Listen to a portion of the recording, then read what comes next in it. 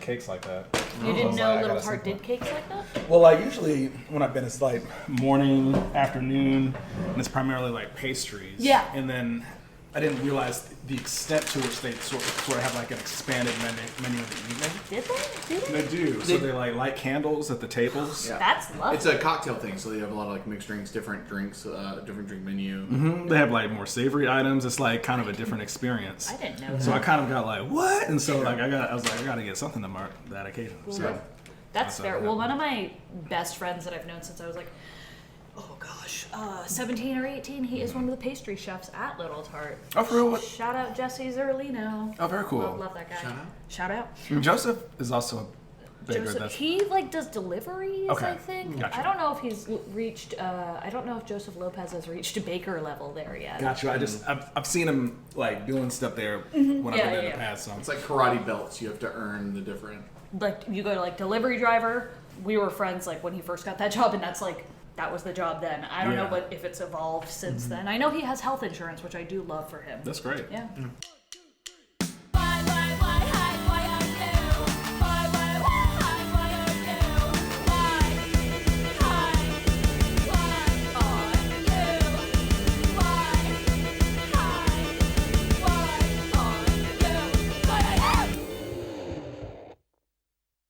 That's really cool. We have started, by the way. Oh, okay. Yeah.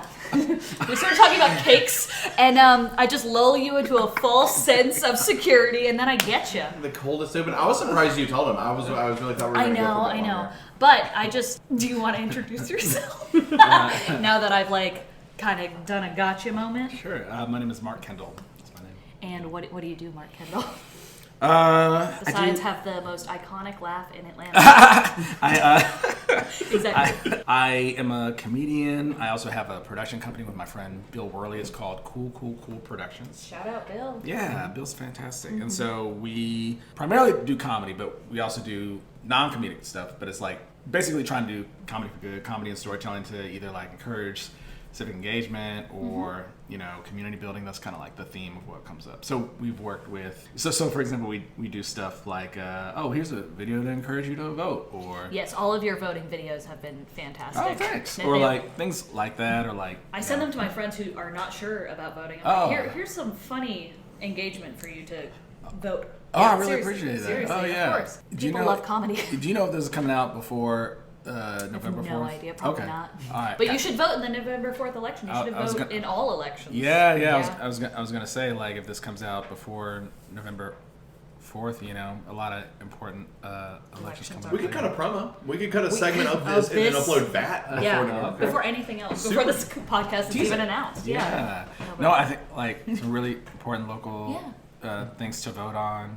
So I'll say that. So that's what you do in a nutshell. No, not really. But that's like. I was like, wow, we're really getting into it. Okay. No, but I think that's like an example of like the type of videos we do, or like maybe around like, we might create a comedy sketch about like, oh, here's some benefits if you switch to like an electric appliance or something like that, or things like that. So I don't know if that's helpful, but that's just meant to. Meaning, like, I think the videos are helpful. I'm not sure if that explanation is helpful in terms of talking about like what you do and who you are. Yeah. So hopefully that gives some context. Well, I think it does give a lot of context, but I think more of what I'm going for is like. Sorry, you're making me laugh a lot. I don't know why I take it because you're so funny. Oh, okay. I think maybe more of like what it is that I'm asking is like what do you do and why do you do it? Okay. That's a really good question. Yeah, like maybe what's got you started in comedy? Okay. Because like that's always interesting. I can change my answer in that way because I guess that's kind of maybe a different. That's a different question, but it's still also very important for like who you are and like the context of who you are as a person. Yeah, no, I think they're both great questions. I was just like, I changed my answer. Different. Yeah. So in terms of how I got into comedy, I was studying film in college, and there's a sketch group on campus, comedy sketch group, and that was like a way to like get access to equipment and like hold a boom and like be able to turn on. What was the name of the Northwestern Sketch Television. Great. It was very simple, NSTV. I mean, hey, it gets the job done, so yeah. And like YouTube was so new, we didn't even like put it on YouTube. It's we made comedy sketch videos and then at the end of the year we'd like show them to our friends on a screen. It was like that. Oh, okay. And So you didn't even like send them to each other throughout the year. It was just at the end of the year. It was just at the end, like, Okay. or and there might be some like shows that we did throughout the year where it was a mix of live sketches and fun. video sketches, Yeah. but there wasn't like it wasn't until like later in my life that like putting videos online was more of a thing. So like when I started with that, like YouTube was still very new. So just to give a sense of what it was like, we'd be like running around shooting these sketches, and you'd hold on to them until like like you hoard showed them, to your kind of until you showed Yeah. them to your friends or whatever. Yeah, I think that's what you did when you were a kid. Like you got someone's video camera, and then you would make weird sketches with your friends, and then Well, and I'll say throw them on a wall on a projector. And Yeah. just let like it people wasn't watch always as easy to upload stuff to the Yeah. internet. Mhm. Like Exactly. that's things like YouTube existing is what lets you do that. Before then, you had to have a website that could support video. Yeah. And like schools didn't always have that. No, no. Yeah. They had iMovie, maybe. Yeah. Maybe. This is probably before iMovie. What kind of video editing software were you Quick using? Player. I was learning like, and I was not editing for the sketch group, That's by okay. the way, but like the at the time I was learning like Final Cut Pro and Sure. Premiere and Adobe. Is that a thing? Sure, yeah. Adobe's still a thing. Maybe I don't know about that time. No. What was the other thing? I've forgotten it. That's But it was okay. like it was whatever they like taught you in school to use. Hopefully not Windows Movie Maker. No, it wasn't. Man, this is I forget. There was like another one that we Yeah, learned, and I can't remember what it was called. we're gonna be talking for like 30 minutes, and then you're gonna yell like the answer. Yeah, And I've been away for that. But was that your first like foray into comedy, or was that? I think so, pretty much. I Okay. mean, like, Were you a funny kid?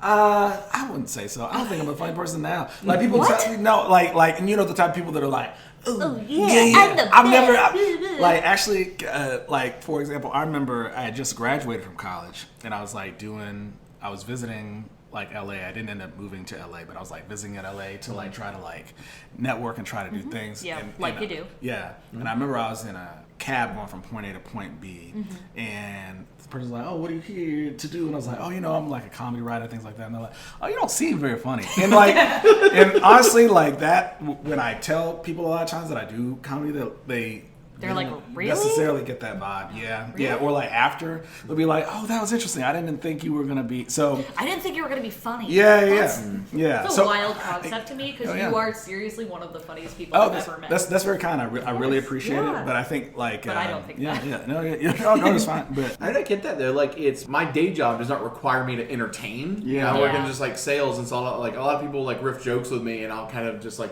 neutral take it. And Yeah. they're like, and it's one of those things where I think it's different when you're like, oh, I'm doing a show, I'm performing, I'm gonna crank it on for this. But in Yeah. the day to day, if I don't, unless I'm like hanging out or something like that, Yeah. I'm not always on. Yeah. No. yeah, and I think too, it's like I didn't grow up being like as a kid, didn't necessarily grow up being super obsessed with comedy. It was my first Okay. exposure to it was I was just like a crew member for this sketch group, and I Yeah. wasn't even like writing or acting in anything at the time for the first couple of years. I was just like helping You were being, like, behind the- the scenes stuff because I wanted to learn about Yeah. filmmaking. You're being you know. the helping hand we all need. Yeah, and that was really great because I got to watch people perform on camera.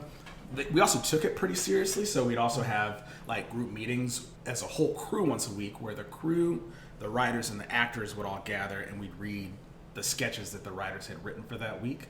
And so you as the crew were sort of like the test audience. And so Oh, I like that. yeah, and so like I got to like hear like what people had written and seeing like, oh, why do I like this or that? And then by junior year, I was like, oh, I like the writing aspect of this, because what I appreciated about comedy was that you can kind of tell immediately whether or not it's done what it's supposed to do. Yep.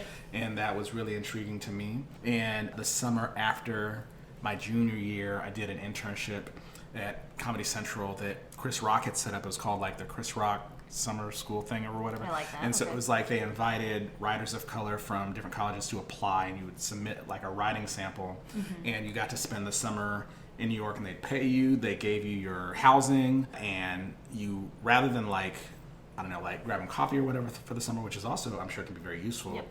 They had us like rotate from department to department every couple weeks, Okay. and to kind of like observe what the writers did in that department. So like back in the day, Comedy Central used to have a blog. So like I would do like Of that little- era, yeah. yeah, so I'd do like little blogging assignments and write a blog post, or like they had like a department called on-off air promotions. So you'd like pitch, like they were doing a roast of Bob Saget at the time. So we would pitch like, how would we market a roast of Bob Saget? You know, R.I.P. And then, or like the crux of the program was I got to spend a week at the Daily Show with Jon Stewart and then a week at the Colbert Report. Oh. And I would like pitch, I would chat with the writers, and then I'd also pitch jokes. And I think that was a big turning point for a number of reasons. Because it's like that was my first time in a writer's room, and at the time, like I'm just like, oh, I'm just a crew, I'm just a writer. I very much just want to be behind the scenes. I don't want to perform. But what I learned in those writers' rooms is like you write by pitching, you write by talking with other people. At least in that context, there's other jobs, of course, we don't really do any of that, but pretty much all the writers were like brilliant improvisers or performers in their own right, or some of them were also on camera talent or whatever. Yes. And so in order to, you know, successfully pitch a joke, you also had to like be able to perform it. You had to be able to perform it. And so that's when I started being like, all right, I'm going to intentionally put time towards performing. So my roommate that summer, who was also in the program, he was a stand-up, so I would like follow him to mics, and so we were staying in NYU dorms that summer, so you're right in the center of everything. So it was very easy to just like trip and fall into an open mic on stage, you know? So it's like, so that was very easy. And then at the Colbert Report, I was able to get a line on that he said. I was like, oh, that was so fun. Do you remember what line it was? It wasn't very funny. It didn't. Can you tell me anyway? Yeah. So like, you know, at the top of the show, Yeah. back the format of the Colbert Report used to be like, he'd give these one-liners at the top, and he'd be like, and he'd be like, tonight or whatever, you know. Yeah. And so like, I missed the With Colbert the 1, 2, 3 camera. Yes. And so mine was like, for every action, I have a superior and opposite reaction. This is the Colbert Report. And that was where it was. Yeah. Thank you. I appreciate it. No, that's a good one. And Thanks. Yeah. Congratulations Thanks. for getting that one. Yeah, that was fun. But it was. But I think that was a good confidence builder for me, because I was just like, oh, even though I'm not a performer, I could pitch in these spaces, and also I like the vibe and the energy of that room. So like when I pitched that joke, it's not like I pitched it with a ton of confidence, but they're like, oh no, what is this? They were like hyping you up. They were like, tell us more. We want more from this. I was yes-anded for one of the first times. Because they believed in you and yes-anded you. Yeah. That's awesome. I love that. And that room had like a lot of Chicago improvisers in it. And so at the time I was going to college in a suburb of Chicago. So when I went back to school for that senior year, I'm like, all right, I'm going to take an Annoyance Theater improv class. I'm going to take this Annoyance Theater sketch thing. So that's when I sort of started to view like, oh, performance is this thing that can inform the writing. Yeah. And then over time, those started to like meld together. And then at a certain point, I was just like, oh, I've been doing this for a little while. I think I like performing also just for the sake of performing. Yeah. But for the longest time, it was just like, oh, I want to become a better writer. I want to have better comedic timing. And so here's this thing that I'll also do to improve that. So that's a long answer of like, no, how I got into comedy. I want you to talk. This is why we're doing this. Okay. No, and a lot of people forget that you don't have to be one thing. Like, when my dad was growing up, he was always focused on like one thing at a time. Like he's a director, was a director, and he focused on that for a very long time. And then like, he's been telling me recently, like, oh, you gotta focus on one thing in order to hone that craft. And nowadays, you have to be more than one thing. You have to be time. You have to be all of the things. Well, yeah, but that one informs the other, and you are absolutely correct, because you have to be more than one thing nowadays. And you are so many things, Mark Kendall. Well, you as well, Edi. I gotta say, you as well. Oh. Yeah. I think also like both of those two major starting points are also like big group efforts. Yes. Like it's playing a part within a larger group and then coming away from that to then work on like an individual set of skills. Because I think that also like that kind of literally that's community encouragement in two different aspects. But it's one of those things like, okay, I can kind of hone what I'm doing a bit more after getting those experiences. Yeah. Absolutely. Yeah. I'm glad we can agree on that. So college, okay, I'm trying to think of other. I have so many questions for you, but of course, I'm drawing a blank right now. Maybe, so I know you. Oh, yeah, go ahead. I was going to ask how you got into comedy, how both of us got into comedy? Yeah, I don't know if I've Yours starts earlier than mine. Mine does start earlier, so I was... Age before beauty, if you want to go ahead. No, I was, I always knew I wanted to be, like, in entertainment some way. And my parents were also artists, so they never asked me to be anything other than happy. What was their like artistic discipline? My dad was a musician by passion, video editor / assist / director by trade. He did like a lot of things in film. And my mom was a painter by passion, baker by trade. And so they never asked me to be anything other than what I was. Didn't really have any pressure to like go to college, anything like that. And so I was the kid in the neighborhood that would put on all the plays, and I would be the stage manager, the director, and the main actor, because I was the only one that ever wanted to do anything. And I hosted at no matter what school I was in or at, I hosted every single talent show. Wow. And I was like the MC, and I had all these terrible jokes. And I would say the jokes between like the acts, and the audience would groan every time I would say a joke. They were like really bad, like dad jokes, quote unquote. And then I always, when I graduated high school, I did tech for a lot of shows in professional theater when I was in high school and middle school, and I was more on that side for a lot of it. And then when I graduated high school, I just started doing production stuff, and I've just been doing it ever since. I'm one of those people that learns by doing. So I just started doing, and if someone asked me if I knew how to do something, I would lie and figure it out. I have the audacity. You know? So comedy started from the hosting the talent hosting shows? the talent shows, I would say. And also like my first joke, my parents used to tell me this story of my first joke all the time. When I was probably like 3 or 4, I would go to a daycare, because like at that weird age where I couldn't quite go to like preschool and all that, but my parents didn't know what to do with me, so they like put me in daycare, as you do. I'm not a parent, so I wouldn't know. But they put me in daycare, and apparently like there was a guy that came in to repair the daycare or something, and had like a really deep voice. One day, my parents, I was also raised in the North, where sir and ma'am weren't really like... Or in the North? Maine, Portland, Maine. Yeah. So about as north as you can be. About as north as you can be without being in Canada. Shout out Canada. But so sir and ma'am were not like an everyday like yes sir, yes ma'am when I was growing up. So it's another part of this. So when I imagine like a very small, like very blonde, blue-eyed child coming down the stairs, and my mom asked me a question, and in the deepest voice I could muster as a 4, 5-year-old, I said, "Okay, sir," and that became like a thing in my house for the longest time. Is that your catchphrase? For even now, it's "Okay, sir." That's funny. And it was just like, and then my mom just did a double take of like, "What the hell did you just say?" And then that was my first joke. Do you remember? I don't remember this. My parents gotcha. tell me this Gotcha. all the time. But yeah, so "Okay, sir" was my first joke, That's and I didn't think it was funny. I guess I just said I was imitating a repair guy Yeah. that like came to the daycare. I think that was my first foray into comedy. And may I ask like how? Because comedically, I think I first saw you through improv. That's correct. Yeah. I'm curious how you found that, because if you start hosting, it seems. Yeah, I'm just curious. No. Yeah, So how did I start comedy? So I graduated high school, like I said. Shout out. Shout out high school. Shout out to graduating high school. Yeah. And my dad was working as a crew member for Crew 1 Productions at the time, and he was working with an Atlanta comedian named Elliot Goff. Yeah. And Elliot Goff, and so my dad knew that Elliot did comedy, and my dad asked Elliot, "Hey, like, do you know of any like improv classes my daughter could take? She's like obsessed with Tina Fey, Amy Poehler, Gilda Radner," and then he was like, "Oh, she should take classes at Village Theater." Yeah. And so when I think I started doing improv when I was like 18 or 19, and I have just been doing it ever since. I went through all the classes at Village, got on the house team, blah blah blah, until Village closed in 2021. Well, they closed for quarantine, and then they closed for good. They closed for good, but Under that my was kind watch. of. Oh, so it's your fault. Oh, okay. Because I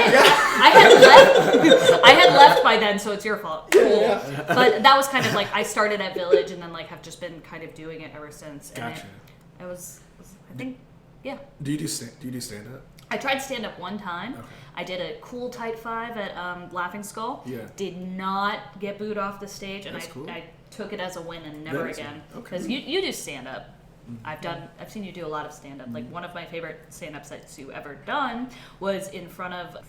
It was at Rob Mello's studio, I guess this year, as the opening act to a Marcus Galashaw, Freddie Boyd show, and that was very, very funny. Oh, thanks. And I'm just a huge fan. Oh, thanks so much. Yeah, of course. I was just curious. You were like, what did I do? Oh no, I was just curious. I was curious, wanting to know how you started in comedy. One, because it's like I know you do a lot of different things artistically, but I was also just kind of curious because when you said, early on you were hosting talent shows, I was anticipating that would lead to like a stand-up thing or something. So when I was like, I think I know Edi primarily through improv, I was just like, oh, I was you were just like, do curious. you do stand-up? No, I wish I think I have too much anxiety to do stand-up, honestly. And if I could get over that hurdle, I would love to do stand-up. But it's like you have to rely on yourself. You are the only one up there type thing that I don't think my brain can get over quite yet.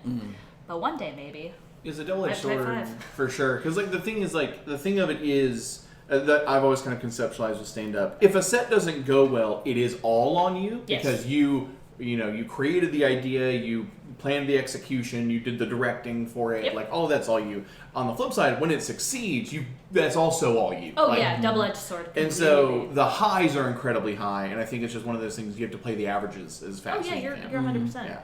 Like, I admire all Atlanta we got a grind-heavy scene. Yeah. Everyone's so funny and so talented. That's one of the things that I talk about a lot in this podcast is that this is such a bed of, like, talented, amazing performers and people of, like, all different varieties, you know?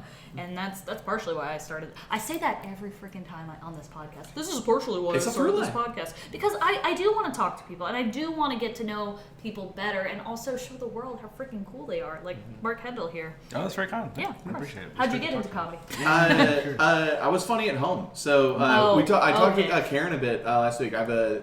Karen Cassidy. The streamers are dropping the room. The party barbers are going. We talked about you last week too. And I actually have to put the episodes in this order now because she was like canon. Like, Mark Kendall's gonna be here next week, and I was like, damn it. Can I tell just a really quick shot? I do want to hear this.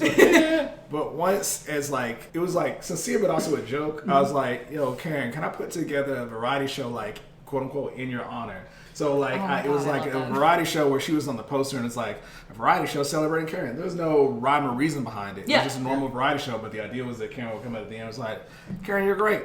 And then, but she was in rehearsal. She would come in. That was the idea. Or at least appear in the show. Okay, good. Yeah. You know, because I was like, this is a show for Karen to celebrate. And she was in rehearsal for a show at the time. And this was at the time, this is when I was doing shows at Desk Rush. So, like, we had a variety show in there. Desk Rush is like I don't know. Imagine, like, there's a stage in a downstairs space. Karen's rehearsing upstairs. Okay. But I guess, like, they were deep in rehearsal, and it wasn't the kind of thing where she could just, like, pop down in. whenever. So, like, I had a big poster board of Karen on stage the whole time. Okay. And it's not like everyone there necessarily knew who Karen was. Imagine you just come to see a show, and there's like a cardboard cutout of this woman, and we're like, we're celebrating Karen. And it's like, is everything okay with Karen? It's like, do we need to be concerned? Her birthday? Yeah, like, but in between each act, I'm like, yo, we're celebrating Karen. And I'm like, we're gonna see Karen, but she's in rehearsal. She's not. She's not coming. Yeah. And at the end, I'm just like, it's not gonna be that funny if she never shows up for the show. I mean, it kind of would be. It kind of would be, but I wasn't like, I didn't have it in mind originally. Yeah. So I was just like, and then, but then, like at the very end, she did show up, and she was in some ridiculous costume. And we played some music, and she, like, I don't know, just did like this slow walk down the center of the hallway to the top of the stage.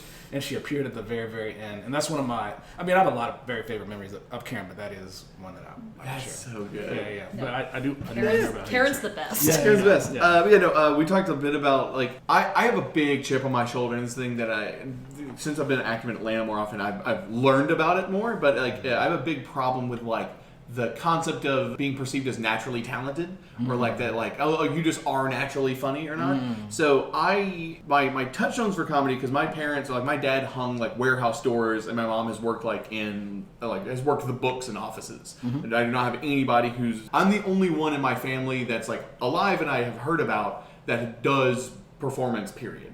But like growing up, like as soon as I could talk, my parents we'd hang out, we'd watch like That 70s Show and Seinfeld all the time. So my parents are big fans of comedy, and so early on I just learned that if I said something funny, the people around me would laugh, and then the serotonin is produced in the brain. And so I was like, okay, cool. Well, the more jokes I tell, the better I feel. I didn't perform until like my junior year of high school. I wanted to make video games. And video games that when I was playing like PS2 era, they had cutscenes in them, and my brain just looking for any way I could break into that was accessible. I was like, well, I'm gonna need to learn how to tell a story. Let me take a drama class, and maybe that'll help me when I eventually apply to like be a game designer somewhere. And from there, I just started doing plays a lot. So I came out of shout out Coweta County, Georgia, has a wildly like deep talent pool of actors for just being in the middle of Georgia. Our 3 schools collaboratively funded a 1,000-seat auditorium that hosts like touring productions. That because the schools funded it, you got to do a show in that every year. Wow. So if you start like your freshman year, you get 4 shows in a professional 1,000-seat room, which is a huge leg up if you go into like, for actors, one thing, but if you're on like the tech side, you're working a proper tech booth, you're loading in on a full-size stage. And then around my area, there's like Noonan Theater Company, Southside Theater Guild, and the Legacy Theater, which are all like 35, 40 years running at this point. Wow. Yeah, so just like, I got bitten by it in junior year. Like I stage went to Thespian Conference. That Thespian Conference is where I took my first ever improv class. What is Thespian Conference? So ThesCon, it's run out of Columbus, so like near Columbus State. Okay. And it's for high school age. Basically, you get inducted into, I don't know how national the thing is or not. The National Thespian Society. If you've accumulated 1,000 hours of theater work while you're in high school, so acting, stage crew, what have you, and all of those students go, and there's a conference where there is just a bunch of classes on like specific theater stuff. So a lot of it's like set design, it's really improv, cool. acting, extremely Did you cool. experience this? I did. Oh, it's wonderful. It's lovely. Yeah, we haven't talked about this ever. We have not. And so the first, I remember the first improv class is like it's the kind of improv exercise you can only be taught from like 40 people in a room. Okay. But it was, he called it cat and mouse. You have most of the group set up in a grid, and they have their arms out to make lines, and then one actor is the cat, one actor is the mouse, and they chase each other. Yeah. And then when the host designates, they rotate 90 degrees.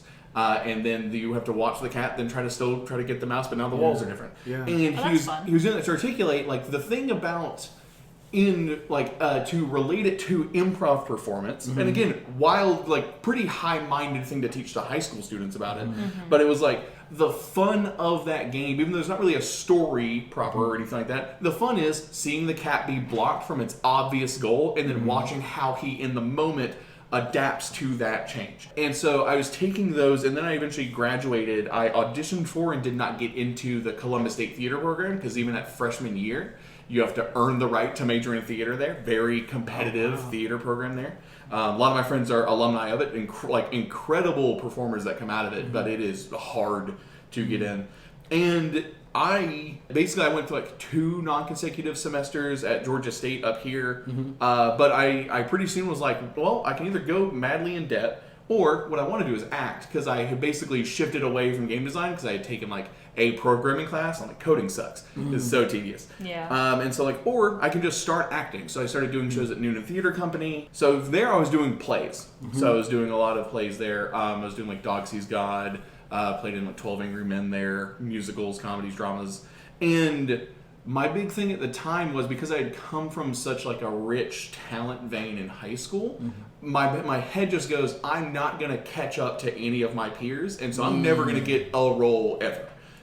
Because everyone just has years and years on me, I have to find a way to act more in the same amount of time. And doing scripted work, you can really only do a show every 2 months because you need all the rehearsal time. Noonan Theater Company had an improv troupe called the Nitwits. They've been running for like 7 years. Okay. They would do like a 2-act Who's Line style short form show.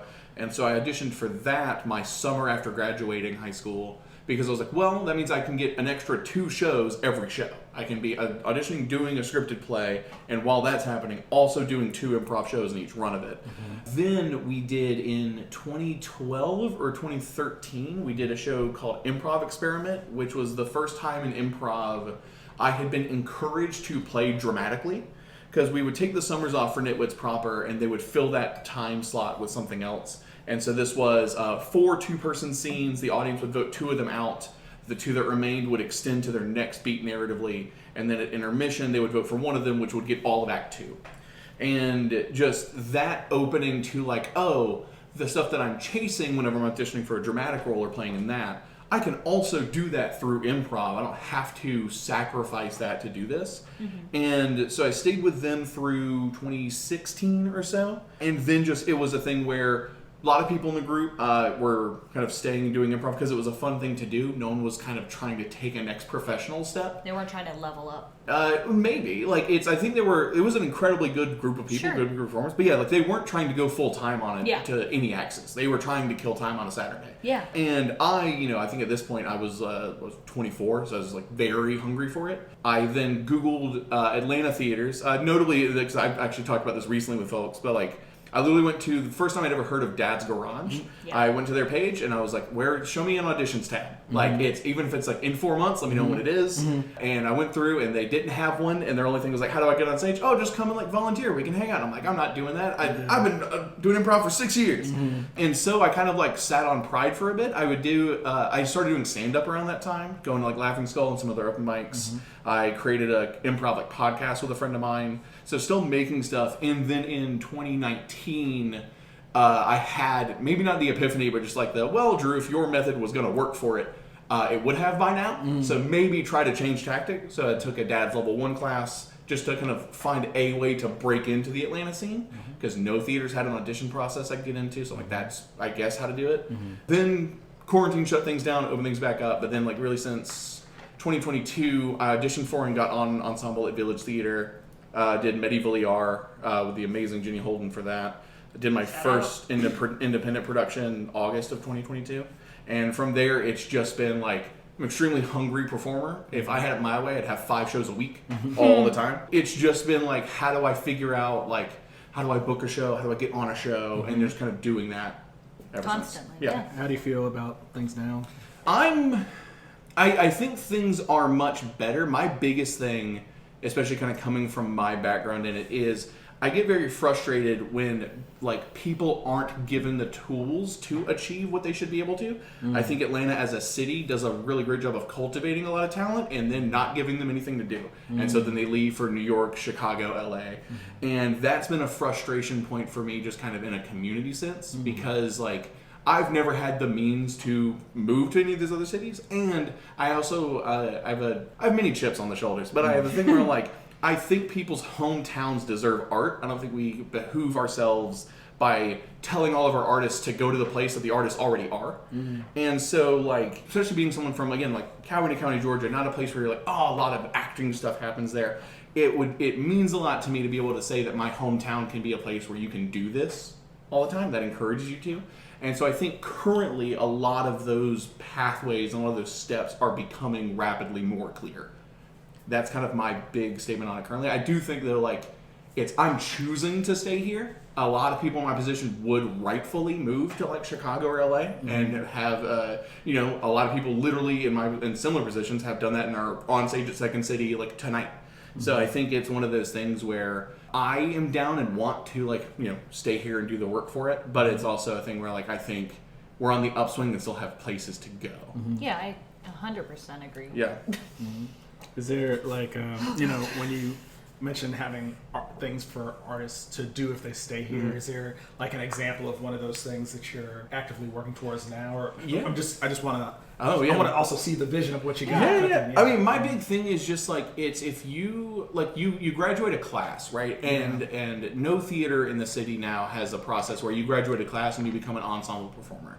So once you graduate, it's up to you to find a place to do shows, which means you have to learn a lot about the theater business really fast because they don't really teach you show production in a class system. We've talked about it on like the test of this show, but like I produced the Golden Egg Incubator show, which I produce, I book it, I market it, but the big thing is like it gives us space for people to come up with like a show concept and then a place where I book and get the audience there for you to then do it. So that you can get in the habit of forming what a show is.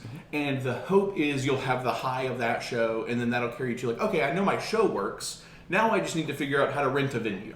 And so then those people can rent venues, more shows can happen. Like we're having November 1st, I have the 1-year anniversary of that show at the Dad's Main Stage. This will not be out by then. Yeah, I will have had it at yeah, that there point. we go. And that's all staffed with teams who premiered at the Golden Egg Show and who have continued to produce their shows independently. And so I think that's kind of the big step, because it's like, there's not if you form a team, you're like, okay, we work really well together. Okay, who can contact a venue? Will that venue even respond to us? Are they open for rentals? Do we have money between us to rent the space? And so just kind of like getting as many of those things out of their way to kind of keep them in the energy of performing, so that they stay around it long enough to then figure out how to produce it. Or I've had teams reach out to me and just like, we go sit down and they just pick my brain on like, how do I do it? And I'm like, hey, here are the rates for these venues. Here's the time frame you can expect. Here's what you should do when you're producing a show. Yeah. So kind of being like, without having office hours or just hanging out somewhere, but like trying to be available to also kind of get that knowledge out there. Because there's not a place that teaches you production, and it's also not consistent enough. Like our theater industry in Atlanta, in my opinion, is not mature enough where it's standardized like that.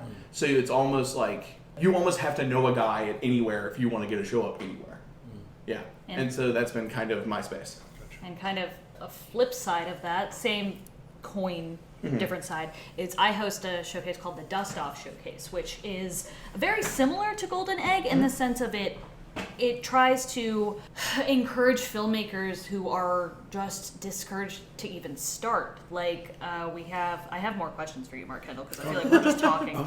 But so there's a huge difference between showing your friends your short film in your basement and a full-blown film festival like the Atlanta Film Festival. Shout out to the Atlanta Film Festival, I love you. There is a huge gap between those, and I started doing the Dust Off last year. Gosh, that will be last year when this comes out, but it's just an encouraging helping hand to help filmmakers start, essentially. Like we hosted one last year where there are a couple projects that I know bunches of my friends are like, they just need like a deadline. They're like, oh, this is just sitting on a hard drive somewhere. Or there are so many other projects that got lost to the pandemic. Yeah.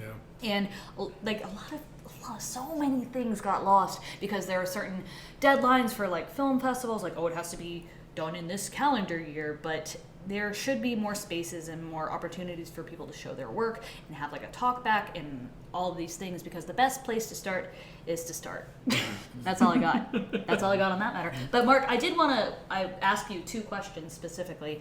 One, well, the second one can happen after this answer, but so when you were a kid, you didn't think this was not what you thought your life was going to be, like, at all. No. Like, what did you think, what did you want to be when you grew up? Oh, yeah. Well, I think by high school, sure, like maybe like 16, 17 or so, I got really into filmmaking. Sure. And so, like, I wanted to do filmmaking of some kind. Okay. But before then, I don't know if I really... You didn't want to be a dentist or anything like that? No, not really. I mean, like... That wasn't the dream? Yeah, no, I don't think so. I mean, like, my dad's an entrepreneur. And okay, cool. And I guess I come from a family of a lot of entrepreneurs. I was going to say, are you an only child? No, I'm the oldest of 4. Wow. Yeah. That makes sense. Yeah, it does. Okay. Yeah. Sometimes I feel like I give off, like, I don't know. Only child energy? Maybe. No, you give off oldest child energy. Okay, good. I've had somebody tell me once they were surprised I had a family, period. Oh, wow. They thought that's not how I feel. Slightly jokingly, but they were like, oh, I felt like you just kind of emerged out of that energy one day. You just hatched one day? That makes sense. I interpret that, like, you got, like, great self-starter. yeah, exactly. As opposed to, like, I can't, like, yeah. No, I completely understand that. Mm-hmm. And that was my question of, like, what did you see your life as before all of this? I don't know. That's a great question. I wish that would actually be a very good thing to ask my 12-year-old self. Okay, well, next time you see your 12-year-old self, can you ask them? Yeah. Cool. I think even before I got into filmmaking, I was really intrigued by, like, living on the West Coast, which I don't. You don't. So, like, I live on the opposite of the West Coast. Which is the East Coast, I believe. Yes. Yeah, but I remember, like, if I was talking to a 12-year-old version of myself, I'd be like, oh man, maybe I figure out a way to play college basketball, even though I was getting cut from the basketball team at the time. So there would have been a lot of improvements that need to be made. Yeah. So I would have. So, like, I think an ideal version for my older self was like, did continue to do well in school. Got onto a college basketball team, played college basketball in California, and then, like, had a nice place in California. So if you ask 12 to 14-year-old me, that's probably... So you would have lied to your 12-year-old self if you could go back and tell them. Like, we made it, we're a basketball player We're a basketball player now. What would I tell them? Yeah. If you could talk to 12-year-old Mark Kendall. I think I'd just say like I don't know. I think it'd probably just be encouragement, just like like you can do it. Just be like you can do it, and then like a ginger. Yeah, like, how cynical were you at 12? Would you have believed it if someone just says you can do it? You're like, that's not enough. Yeah, no, I don't think I was cynical at 12. I hope not. I don't think I'd lie to my 12-year-old self either. You know. I will say, when I was 11, I auditioned for a theater company. It was for 7 Stages, actually, like a children's 5-week summer camp. And Catherine Barrett, who was one of the teachers, R.I.P., we miss you very much. She was in the audition room, and she told my mom and the managing director of the camp, Heidi Howard, that I was the most jaded 11-year-old she had ever met.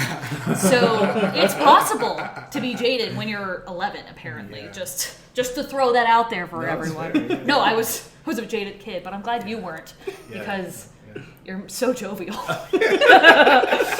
And I think my second question is, what's in that bag?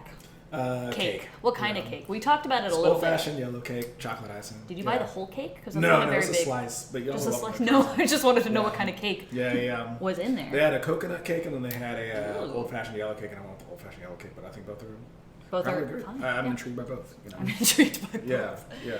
Oh man. Well, okay. So we've come to the segment in our show where I ask I was gonna say audience member. Nope. If anything, it's the listener. But I ask the guest to bring an object that helps explain why they are the way they are. Got it. Okay. And did you bring an object? Yeah, I may have. I brought an object. I may not have done the assignment properly. That's okay. I'm waiting for the first person who doesn't do it. Me too. It might be Mark Kendall. But so listeners, my eyes are closed. I hope this is an object you can hand to me. Mm-hmm. Yeah. Okay, it's not this isn't video, right? No. Yeah. This is not video. I have not been recording you without your consent this whole time. Oh no, it's okay. So my hand. Oh gosh. Yeah. I think I know what this is even by just touching it. Yeah. So I'm going to open my eyes now.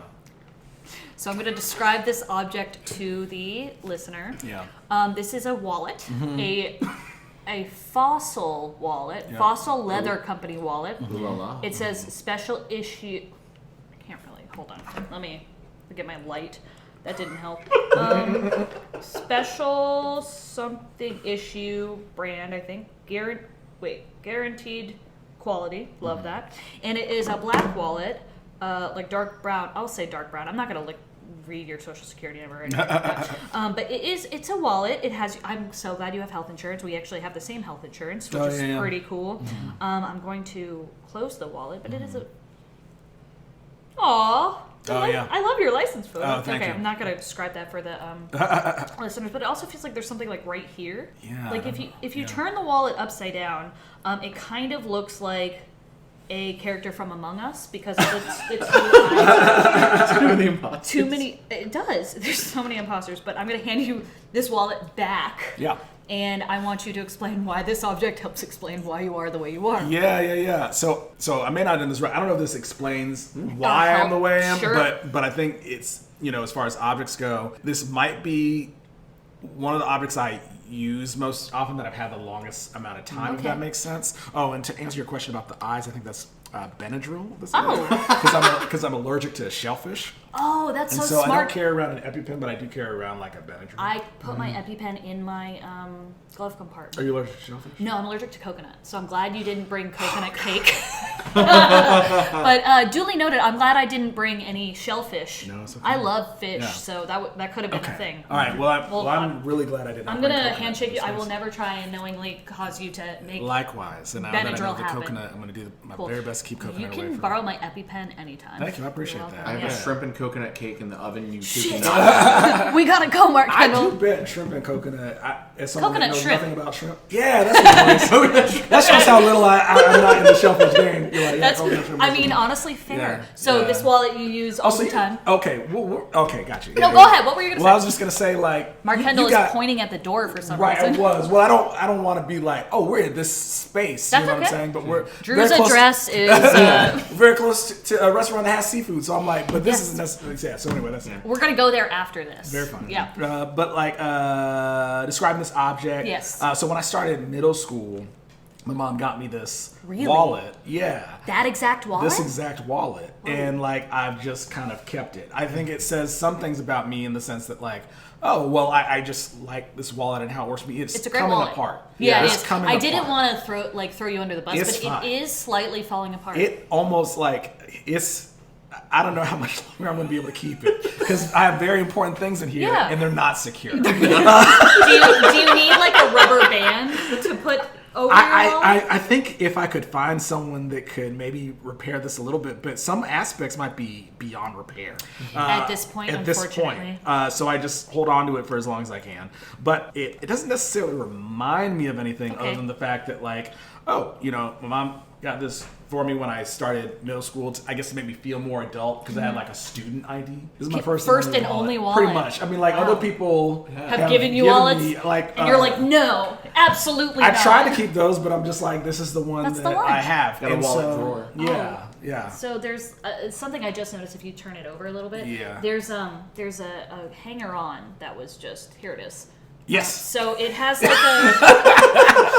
we're gonna put a photo, but I'm just gonna swing it a little bit. Yeah. It kind of looks. So there is a thread. What is this your Georgia? No, I thought that was your know what Georgia that voting is. sticker. Oh, those it's are my not. car. Yeah. But there's like a loose thread that is just hanging out by the fossil. Yeah. Mark, I'm gonna tell you, you might need to get a new wallet. But I understand. Well, I think I should probably. At least get a rubber band on that sucker so nothing falls out. I don't know that it's like it's not having any trouble staying closed. No, but it's the top part, right? Of things falling out. Is everything in there right now? Can you do a check for me? Yeah, everything's in here. Okay. I love how you literally just look. Yep. Well, I don't keep a lot in here, so it's just like because it's falling apart. Yeah. Okay. Fair Yeah. So it's like I keep the essentials in here. Actually, and then some random things. None of this is essential. Okay. Oh, you know what? These are some baggage claim tags. Oh. Where'd you when go? I was traveling. This is from Pittsburgh, and Okay. then this is cool production stuff. Love that. This one's from Pittsburgh, and then this one was from Baltimore because we were shooting in Pittsburgh and Baltimore and among some other places. Okay. And I was holding on to it because I'm like, oh, I need to hold on to these things. So I glad can they get didn't fall out. reimbursed. Yeah. And then I'm like, I didn't even need to hold on to these exactly. No, but that's the only thing in the big part of your wallet. So I have my. I meant the big, like where the bills go. Got you. Yeah. So I got Benadryl. Welcome to my wallet. Yeah. This is probably a drink ticket from some stand-up show. I don't drink. Yeah. So- And then when I go to the bar and I'm like, I'd like a soda, they're just like, hold on to the drink ticket. I don't want that. Yeah. And then these are more. Oh, all right. More my cards baggage are falling claim? out. This is why Okay. this is not This is why we don't it's do not this. video. We fucked up the equilibrium of your wallet. I'm Okay, so sorry. cool. Oh no, it's all good. For a minute, I was like, oh, I'm missing one, but I'm not. Good. Which is great. Great news. And then, so I can even tell you everything that's here. So I got my license. Okay. I got my college ID card. I haven't been in college in a minute. Do you have your student ID from when you first put it in your wallet? Oh, like a don't. middle I school one? don't. Well, that's when you got the wallet for the first time. I know. That's a good question. I You should don't. put They it are back in somewhere. there. You should put it in there. I might have. I don't know. That's It's okay. somewhere. I don't That's know where. okay. It's not in the wallet. I'm not baiting you, I Yeah. promise. No, it's all good. This is my therapist's business card, which I have his email. So and I wait, will you call have him. it's your therapist's business card, not you as a therapist. You're I'm not a therapist. Okay. Yeah, but his business card I got in my wallet, which would make more sense for me to just save his number in my phone. Yep. I think it's great. But just I in think I case. got it. I like Well, having what it if there. your phone dies? You have his info. Right. So you can call on. Yeah. Wait. Yeah. Yeah. You can call upon him when necessary. This is a credit card that's been dead for a long time. I should have just So shredded this. I love that you said gone and dead, not just expired. It's expired. That's what I should say. Yeah. No, I like your verbiage better. This is the card for my landlord that I had in college. Who's a great landlord. Yeah, I'm not gonna say his name, but a nice BB name. Yeah. And then I got my cards here. I think I've described everything, and I mentioned the Benadryl. This is great. And this was also great for me because I cleaned out some stuff. Oh, and what is this? Oh, Is that your Sky boarding Miles. pass? This is a. You fly Oh, Delta? this was a boarding. This was like maybe a receipt for the baggage. Oh, okay. The city has like been faded away, so I don't know which one this was for. To really set a scene for the audience, like if you had like a crime drama, and you had a victim who died in a fire, but you needed them to have something the detectives could pick up and identify. Identify them with you. That's the condition of the wallet. This is like fresh out of a parenting where it's like, this is legible because it needs to be for the plot, Yes. but only just so. Only just so, like, there's like a college ID in there, there's a regular ID, just in case It also tells them a lot about the characters, so they which can is- Sherlock Holmes it a bit. what cities they've been to recently to track the killer or person who set the fire. This is not a threat in any way, by the way. I'm curious, what Karen bring in? I'm just kind of curious. What Karen? I'm actually not even competitive. I'm just purely curious. You're not competitive, but you're wondering. purely Okay, so curious, if I tell you what object it is, it has to. Now, Karen's episode definitely has to come out before you. Otherwise, it's a spoiler. Because it's a spoiler. I was going to say it's good that you're not competitive. Karen brought in her dad's sweater. Oh my. Yeah, Karen brought in her dad's like painter sweater. Her painter sweater. The painter sweater. Oh my gosh. I know. We talk actually at length for how the way somebody wears their clothing speaks to them, because his That's had such a paint good all on idea. the torso and then on the undersides of the Yes. sleeves from his work, very clean, pristine on the back, Right. and then had like sun bleaching on it from likely when he had like left it in like the dashboard in Right, between gigs, right. Yeah. something like that. Yeah, Not and that- thing that Karen wears periodically to remove. It is Wow. also a 3XL, and you know how tiny Karen is, so wears it periodically. Are you jealous? Oh my gosh. I'm not jealous because Karen's fantastic, but that is a significantly. I like your more wallet. Oh, I appreciate it, and Yeah, it means a lot cool. to me too. Like Mark's stomping around the room really No. hard. No, I'm just like, Like I'm you. just really, that's really, really great. No, I yeah. love that object. And I'm curious, I guess I just have to listen to the podcast because I also You don't wanna throw will off have the to order listen to of the the episodes. The self-selection is actually really interesting because I Yeah. think it's one of those things where, and this is part of the premise because this was a thing like whenever we were developing the show. It came like pretty late. I think this was like This was very late into the podcast process. It was late into the development, but also it's kind of the launch pad for why Yes. like we started producing it, because there's an element to what you select to kind of represent you in some way. That I think, and that gives that kind of window in, because the thing, like, on just a pure objective material level, it's not easy to maintain a wallet from middle school. Yeah, right? no. Like, that's wild. Yes, and I do appreciate that was your object, and you got an A+. You're good. You did the assignment correctly. I You're feel fine. very welcome in Yeah, of course. sharing it. And for sure. so you said you don't like attach it to your mom or anything, but I mean it is a sentimental. I guess thing.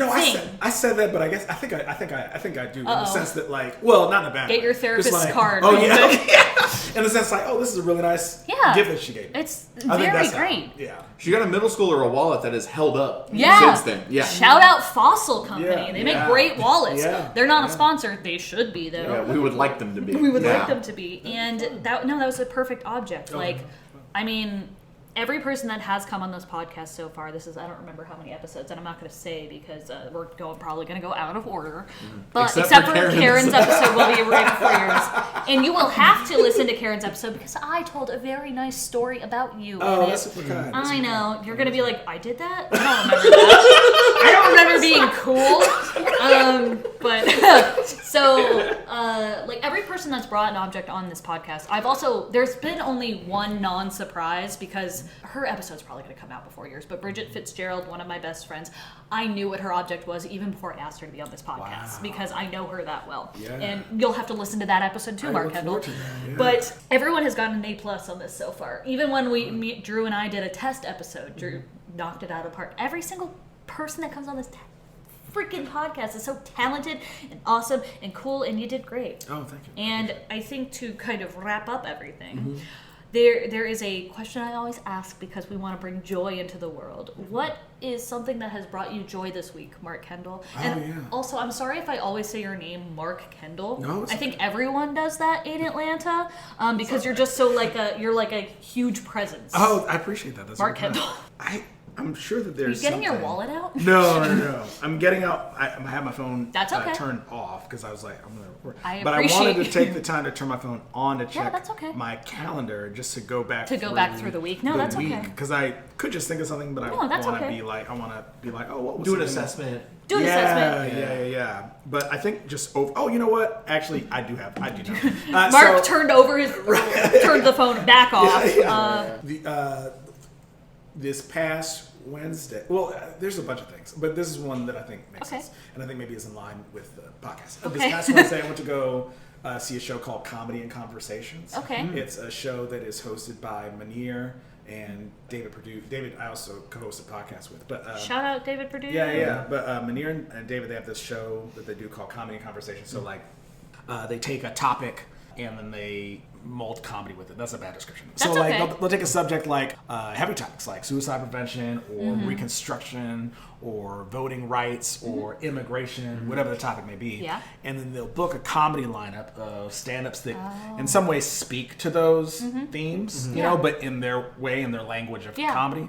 And then that lineup is staggered with conversations with subject matter experts or elected officials, you know what I mean? So like I went to the show this past Wednesday, which was about suicide prevention. So like going to a comedy show where they're like, oh, we're gonna talk that's just like a very heavy lift. Yeah. You know what I mean? For the comics as well as for David Munir, the host, having these conversations with these subject matter experts. But it's like they did it. And they do it every time.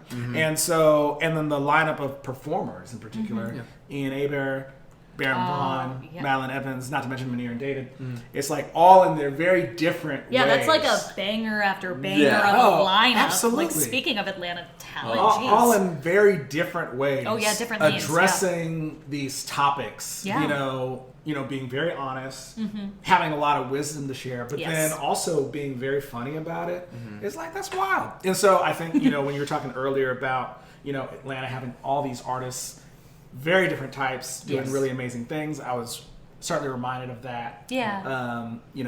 This past Wednesday when I went to go see this show. There's a bunch of other things I could share too, but that is the main one. That's one I'll share. I love that. Yeah. That makes sense. Yeah.